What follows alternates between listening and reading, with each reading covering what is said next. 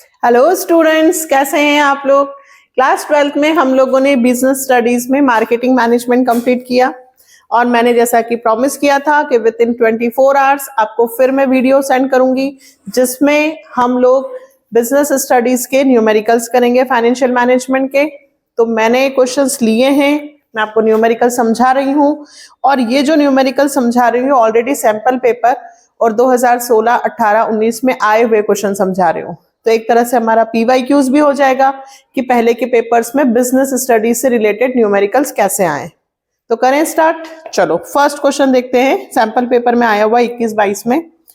Vedansh limited has a share capital of 10 lakh.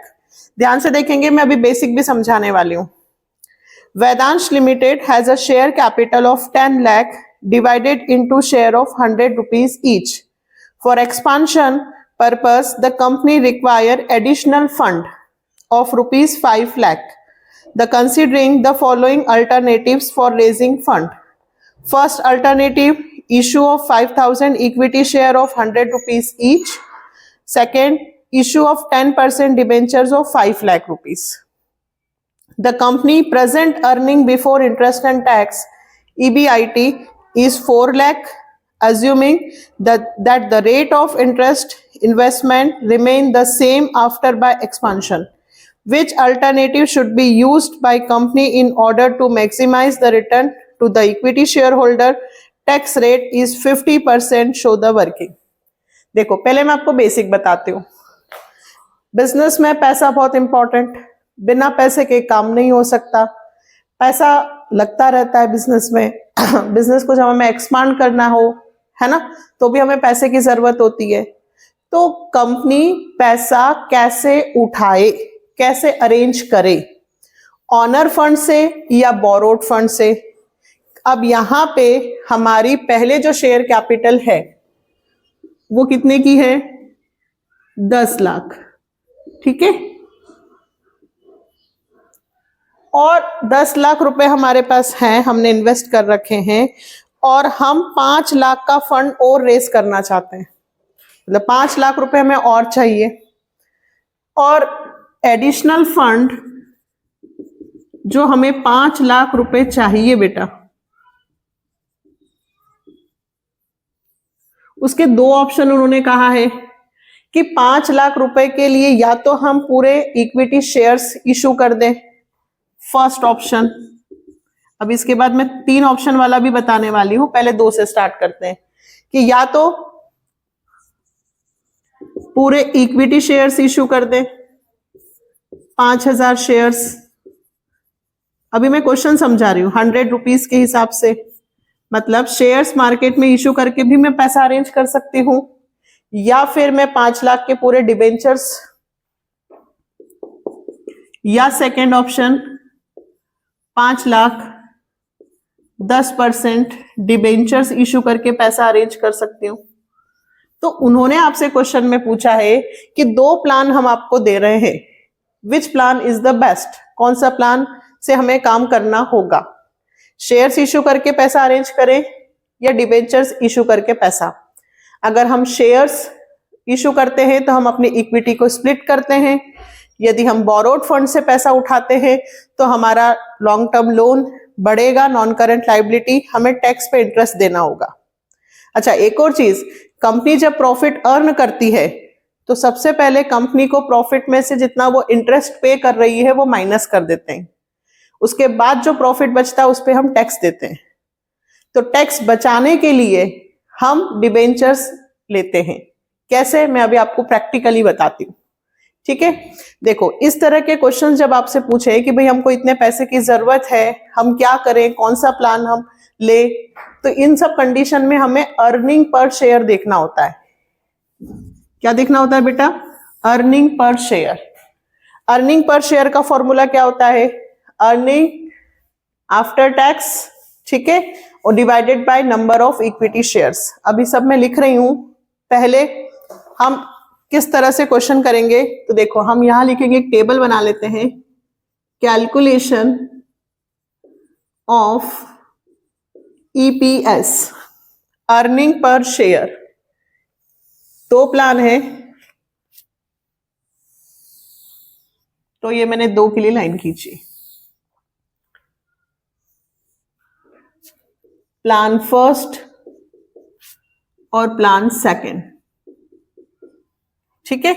सबसे पहले earning per share के लिए मुझे पहले तो प्रॉफिट लिखना होगा, उसमें से इंटरेस्ट टैक्स माइनस करना होगा, फिर जो प्रॉफिट शेयर होल्डर्स को मिलता है उस प्रॉफिट में नंबर ऑफ शेयर्स का डिवाइड करना है। यहां लिखूंगी अभी फॉर्मूले, डोंट वरी। लेकिन सबसे पहले मुझे निकालना होगा EBIT, full form earning before interest and tax. तो भाई देखिए, उन्होंने कहा कि 10 लाख शेयर कैपिटल पे प्रॉफिट होता है 4 लाख, तो कितना परसेंट हो रहा है? प्रॉफिट का परसेंट निकालो। 4 लाख इंटू 100 अपॉन 10 लाख, 40% है ना। रिटर्न ऑन इन्वेस्टमेंट कितना है? 40%। 10 लाख रुपए यदि हम लगाते हैं तो 4 लाख प्रॉफिट होता है, यानी कि 40%। अब यदि मैं 10 लाख में ये एडिशनल फंड 5 और यदि मैं ऐड कर दूं तो मेरी कैपिटल कितनी हो जाएगी? 15 लाख। और 15 लाख पे यदि मुझे 40% प्रॉफिट होगा तो 15 चौक 60, यानी कि 6 लाख रुपए प्रॉफिट होगा। इतनी बात समझ में आई? सबसे पहले मुझे यहां earning before interest and tax लिखना होगा। यदि 10 लाख की कैपिटल में मैं 5 लाख रुपए और ले आऊं या लगा दूं तो मेरी टोटल कैपिटल बन जाएगी 15 लाख।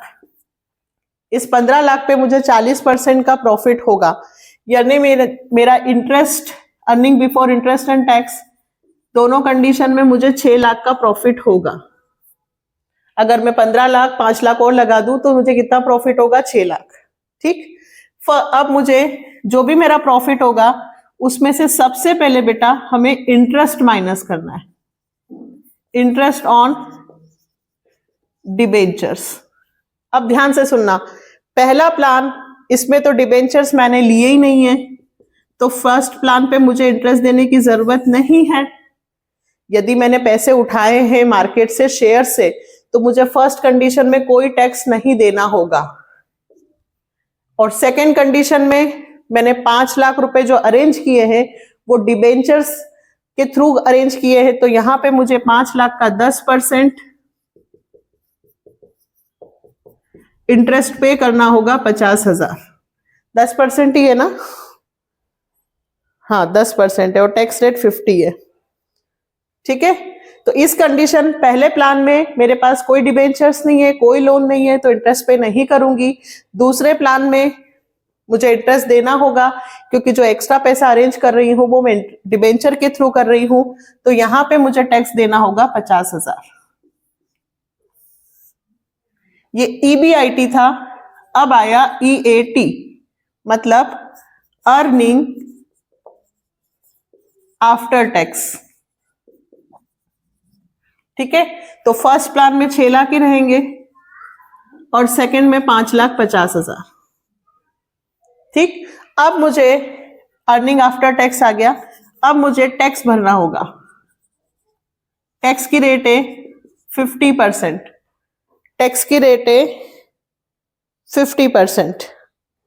ठीक है, तो 50%, तो 6 लाख रुपए पे मुझे 50%, यानी कि यहां पे मुझे 3 लाख पे करना होगा। अब ध्यान से समझना, मैं एक बात समझाने वाली हूं अभी। और 550 का आधा, 2 2 जा 4, 2 7 जा 2 5 जा 2,75,000। अब देखो, अगर MCQs आता है कि हम ऑनर फंड या बोरोड फंड में कौन सा फंड चूज करते हैं, तो हमें बोरोड फंड चूज करना चाहिए। क्यों?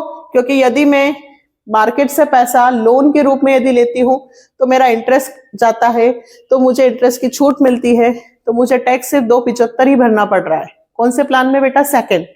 और फर्स्ट प्लान में मैंने सारे पैसे शेयर से उठाए तो इंटरेस्ट कुछ भी नहीं गया, यानी कि मुझे 6 लाख पे टैक्स देना पड़ा 3 लाख। तो यदि ऑनर फंड से हम जाते हैं तो हमें टैक्स ज्यादा भरना होता है, बोरोड फंड के थ्रू जाते हैं तो टैक्स कम भरना पड़ता है। आई बात समझ में? चले अब प्रॉफिट अर्निंग आफ्टर टैक्स कितना आया, तो 6 में से 3 गए, 3 लाख, और इधर 275। अब हमें निकालना है ईपीएस, इसका full form earning per share. अब अर्निंग पर शेयर कितना होगा बेटा, तो देखो formula EAT divided number of shares, ठीक है। अब देखिए इसमें इसको तो आप कंप्लीट कर दो। अब यहां रखती हूं 3 लाख। अब यहां नंबर ऑफ शेयर्स कितने होंगे, तो फर्स्ट ऑप्शन में आपके 15 लाख की शेयर कैपिटल है, 100 रुपए का एक, तो नंबर ऑफ शेयर्स कितने हुए यहाँ पे 15,000। फर्स्ट प्लान में आपकी शेयर कैपिटल रहेगी 15 लाख डिवाइडेड बाय 100, तो आपके यहां पे कितने शेयर्स होंगे 15,000। बात समझ में आई? तो 15 2 यहाँ पे 20 रुपीज पर शेयर है। शेयर होल्डर्स को जो रिटर्न मिलेगा वो 20 रुपए पर शेयर के हिसाब से मिलेगा। यहां पे 2,75,000, लेकिन इस कंडीशन में 5 लाख तो हमने डिबेंचर्स के थ्रू लिए थे, तो यहां पे हमारी शेयर कैपिटल कितनी रहेगी, सिर्फ 10 लाख, यानी कि 10,000।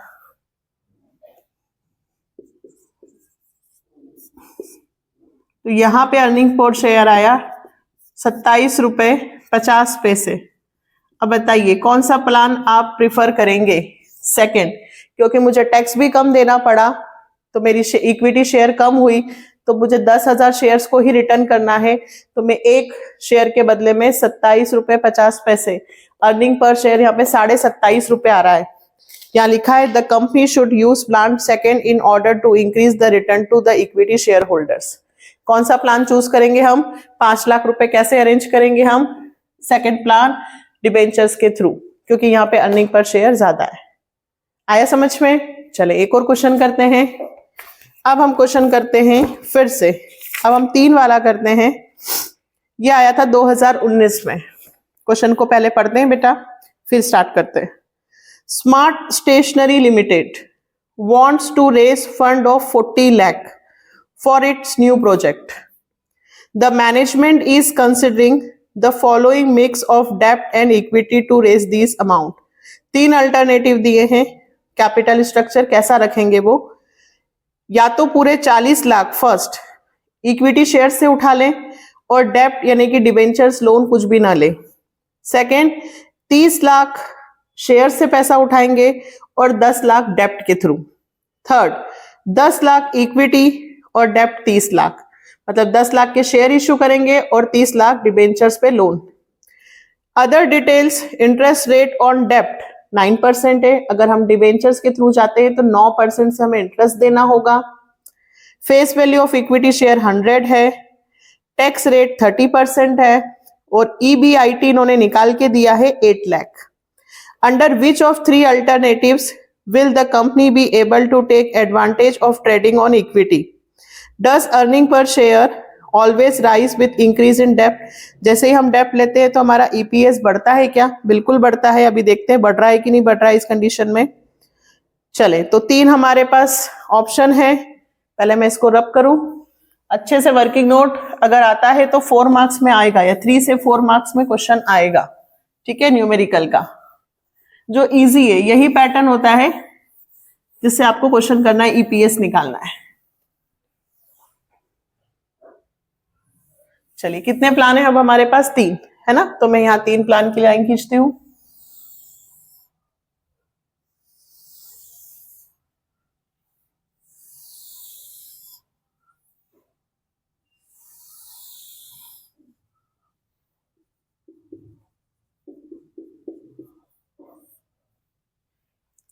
पहले अपन यहां लिख लेते हैं कि क्या क्या कंडीशन है। 3 प्लान देखो। फर्स्ट प्लान जिसमें हम 40 लाख इक्विटी के थ्रू जाएंगे, ठीक है, और सेकंड प्लान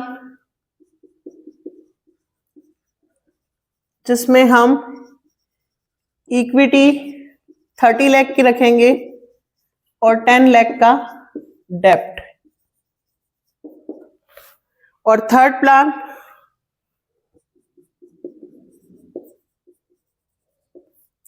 जिसमें हम 10 लाख की इक्विटी रखेंगे और डेप्ट रखेंगे 30 लाख। ठीक है, आपको बताना है कि हम कौन सा प्लान चूज करें, फर्स्ट, सेकंड और थर्ड। हमें कितने रुपए की जरूरत है, 40 लाख।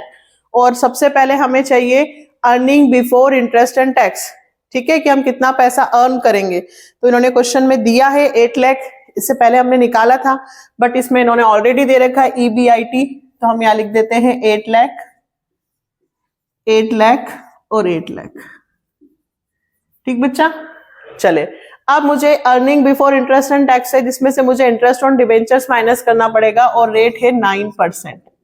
अब ध्यान से सुनो, पहले केस में 40 लाख रुपए आपने किसके थ्रू अरेंज किए हैं, शेयर्स के, तो क्या आप इंटरेस्ट पे करोगे, नहीं।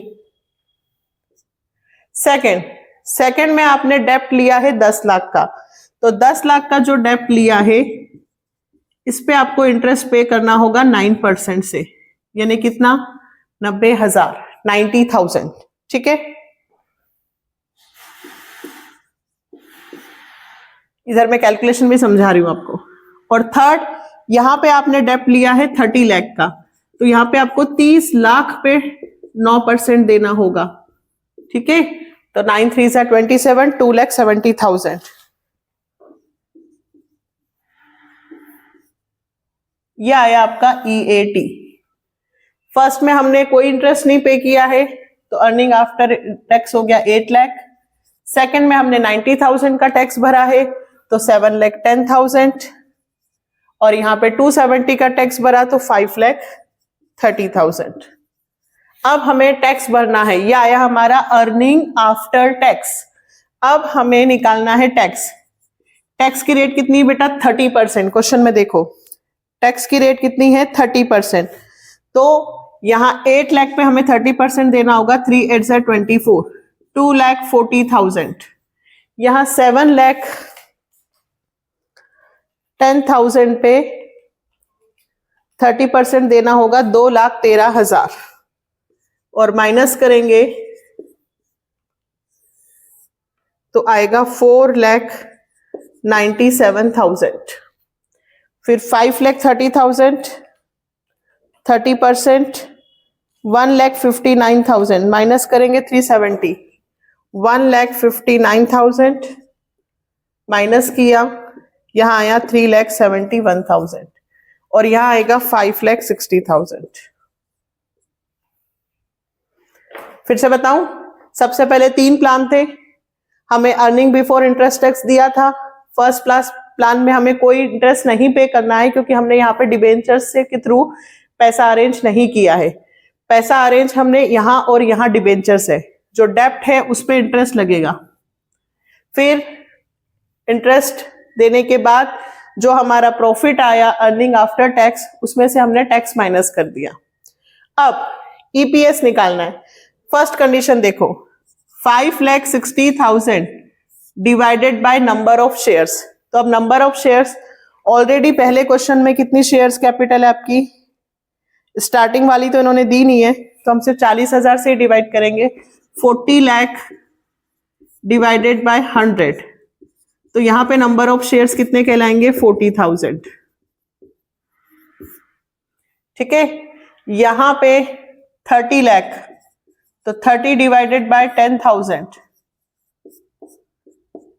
तो यहां पे नंबर ऑफ शेयर्स कितने कहलाएंगे, सॉरी 100 से डिवाइड करना था ना, 30,000, नंबर ऑफ शेयर्स 30,000।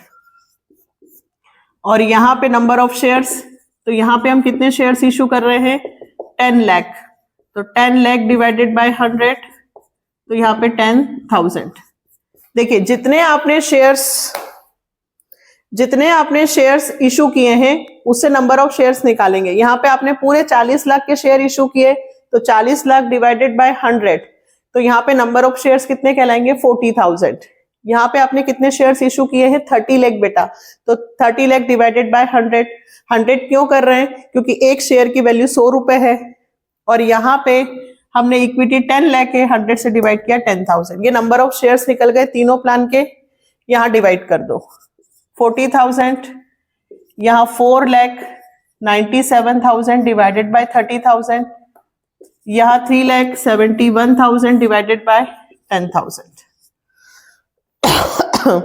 तो आंसर आएगा यहाँ पे 4 1 14 रुपीज अर्निंग पर शेयर। यहाँ पे अर्निंग पर शेयर आ रहा है 16.56, और यहाँ पे अर्निंग पर शेयर आ रहा है 37.10। अब बताइए कौन सा प्लान आप प्रिफर करेंगे।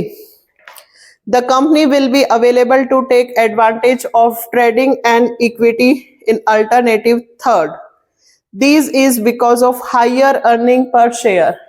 सबसे ज्यादा अर्निंग पर शेयर कब हो रही है, जब मैंने इक्विटी में कम स्प्लिट किया और डेप्ट मार्केट से ज्यादा उठाया।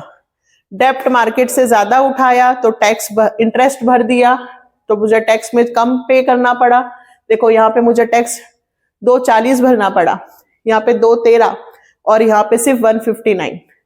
तो हम कौन सा प्लान कंपनी प्रीफर करेगी, थर्ड वाला, क्योंकि इसमें अर्निंग पर शेयर सबसे ज्यादा है। आया आप लोगों को समझ में। चलिए एक क्वेश्चन और कराती हूं, मैंने 2 प्लान बताए, 3 प्लान बताया, अब डायरेक्ट भी पूछा जा सकता है। डायरेक्ट कैसे, तो एक ऐसा क्वेश्चन भी कर लेते हैं। ये क्वेश्चन बेटा हमें पूछा गया था 2016 में, ठीक है, 2016 में आया हुआ क्वेश्चन है। एक बार हम इसे भी देखते हैं। K Limited is a company manufacturing textile. It has a share capital of 60 lakh. In the previous year, its earning per share 50 paise. For diversification, the company require additional capital of 40 lakh. है ना, company diversification के कारण change करना चाहती है, इसलिए वो अपनी कैपिटल 40 लाख रुपए से एडिशनल और चाहिए। 40 लाख रुपए के लिए company raised fund bye issuing 10% debenture for the same. 40 lakh के लिए कंपनी पूरा पैसा डिबेंचर के थ्रू अरेंज करेगी। During the year the company earn profit 8 lakh. Company ने कितना प्रॉफिट अर्न किया, 8 lakh on capital employed. It paid tax 40%। यहाँ कोई प्लान नहीं है, एक ही कंडीशन दी है। First, state whether the share holder gain और lost in respect of earning per share. ये बताइए कि शेयर होल्डर को इस डाइवर्सिफिकेशन के चेंज होने के कारण जो उन्होंने डिबेंचर्स उठाए हैं, इनसे शेयर होल्डर को प्रॉफिट होगा कि loss. Also state any 3 factor that the favour of issue of debenture by the company as sort of it capital structure. और आप ये भी बताइए कि हम डिबेंचर के थ्रू कैपिटल अरेंज करते हैं, तो 3 एडवांटेजेस बताइए या फैक्टर बताइए कि ये बेनिफिट है या नहीं। तो मैंने स्टार्टिंग से आपको बोला है कि यदि हम डिबेंचर्स के थ्रू जाते हैं तो हमें टैक्स भरना होता है कम। क्यों, क्योंकि हम इंटरेस्ट दे चुके होते हैं, तो प्रॉफिट हमारा कम आ जाता है और ईपीएस हमारा बढ़ता है। ठीक है, ये 2016 में इस तरह से क्वेश्चन आया था, कर सकते हैं। चलो अभी अपन करते हैं। देखो सबसे पहले क्या लिखूं, ईबीआईटी या फिर profit before interest and tax. कितना बोला इन्होंने, 8 लाख। ठीक है, अब सबसे पहले क्या माइनस होगा, इसको क्या बोलते हैं, ईबीआईटी। थर्ड क्वेश्चन कर रही हूं मैं, 2016 में आया हुआ है। फिर लेस इंटरेस्ट ऑन डिबेंचर्स।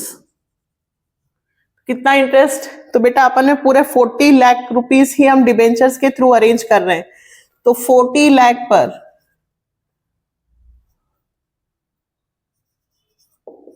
10% से 4 लाख, 4 लाख का तो हमारा इंटरेस्ट हो गया। तो अर्निंग आफ्टर इंटरेस्ट, है ना, अर्निंग आफ्टर इंटरेस्ट। अच्छा, मैंने उन दोनों में शायद EAT लिखा था, अर्निंग आफ्टर टैक्स।